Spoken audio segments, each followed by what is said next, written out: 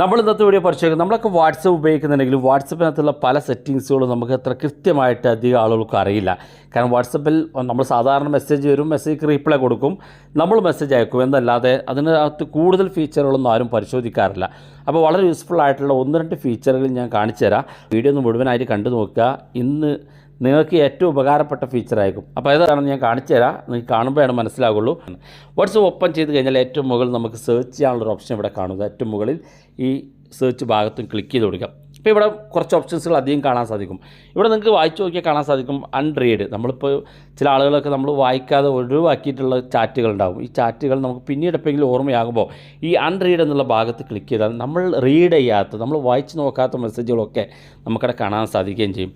ഇവിടെ രണ്ടാമത്തെ ഒരു ഓപ്ഷൻ കാണാൻ സാധിക്കും, ഫോട്ടോസ് എന്നുള്ളത്. ഈ ഫോട്ടോസ് എന്നുള്ള ഭാഗത്ത് ക്ലിക്ക് ചെയ്യുമ്പം നമ്മുടെ നിങ്ങളുടെ ഫോണിനകത്ത് ഒരു ഫോട്ടോ കണ്ടു നിങ്ങളുടെ ഗാലറിയിൽ. പക്ഷേ അത് വാട്സപ്പിനകത്ത് വന്നൊരു ഫോട്ടോ ആണ്. ആ ഫോട്ടോ ഏത് ഗ്രൂപ്പിലാണ് അല്ലെങ്കിൽ ഏത് വ്യക്തിയാണ് അയച്ചതെങ്കിൽ നമ്മൾ വാട്സപ്പിലാണ് ആ ഫോട്ടോ വന്നതെന്ന് നമുക്കറിയാം. പക്ഷേ ആരെയാണ് അയച്ചത്, ഏത് ഗ്രൂപ്പിലാണത് വന്നത് എന്നുള്ളതൊക്കെ വളരെ ഈസി ആയിട്ട് കണ്ടെത്താൻ പ്രയാസമാണ്. കാരണം ഒരുപാട് ഗ്രൂപ്പുകൾ ഉണ്ടാവും നമുക്ക്. അപ്പോൾ വളരെ ഈസി ആയിട്ട് അറിയണമെന്നുണ്ടെങ്കിൽ ഇവിടെ വന്ന് ഈ ഫോട്ടോ ഭാഗത്ത് ക്ലിക്ക് ചെയ്യുക. എന്നിട്ട് ആ ഫോട്ടോ ജസ്റ്റ് ഒന്ന്, ഏത് ഫോട്ടോ ആണെങ്കിലും നമ്മുടെ ഈ വാട്സപ്പിൽ കാണും, അത് നമ്മൾ ക്ലിക്ക് ചെയ്യുക. അതിനുശേഷം ഏറ്റവും മുകളിൽ കാണുന്ന 3 ഡോട്ട് ഒന്ന് ക്ലിക്ക് ചെയ്ത് കൊടുക്കുക. ഈ 3 ഡോട്ടിലൊന്ന് ക്ലിക്ക് ചെയ്ത് കൊടുക്കുക.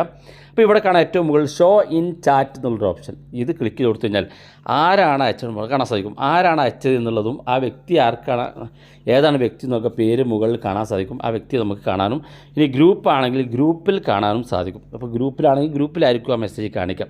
അതുപോലെ തന്നെയാണ് വീഡിയോസിൻ്റെ കാര്യത്തിലും. ഇവിടെ വീഡിയോ എന്ന ഭാഗത്ത് ക്ലിക്ക് ചെയ്ത് കഴിഞ്ഞാൽ ഒരുപാട് വീഡിയോകൾ കാണും. നമ്മളുടെ ഏത് ഗ്രൂപ്പിൽ വന്ന വീഡിയോ ആണെങ്കിൽ ജസ്റ്റ് ആ ഒരു വീഡിയോ ഇതുപോലെ ക്ലിക്ക് ചെയ്യുക. ആ ഒരു വീഡിയോ ഇതുപോലെ ക്ലിക്ക് ചെയ്യുക. അതിന് ഏറ്റവും മുകളിൽ കാണുന്ന ഈ 3 ഡോട്ടിലൊന്ന് ക്ലിക്ക് ചെയ്ത് കൊടുക്കുക. ഇവിടെ ഷോ ഇൻ ചാറ്റ് എന്ന് കാണും, അത് ക്ലിക്ക് ചെയ്താൽ അത് ഏത് ഗ്രൂപ്പ്, അപ്പോൾ ഈ ഒരു ഗ്രൂപ്പ് ഓപ്പൺ ഗ്രൂപ്പ് എന്നുള്ള ഈ ഗ്രൂപ്പിനകത്ത് വന്ന ഫോട്ടോസുകളാണത്.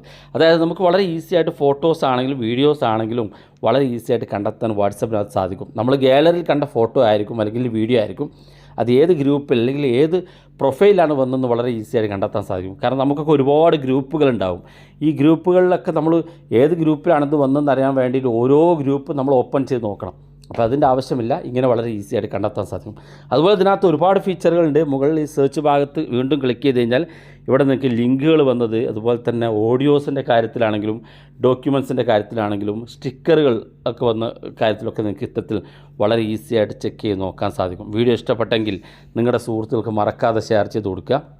ഇതുപോലെ വ്യത്യസ്തമായ അറിവുകളുമായി നമുക്ക് അടുത്ത വീഡിയോയിൽ കാണാം.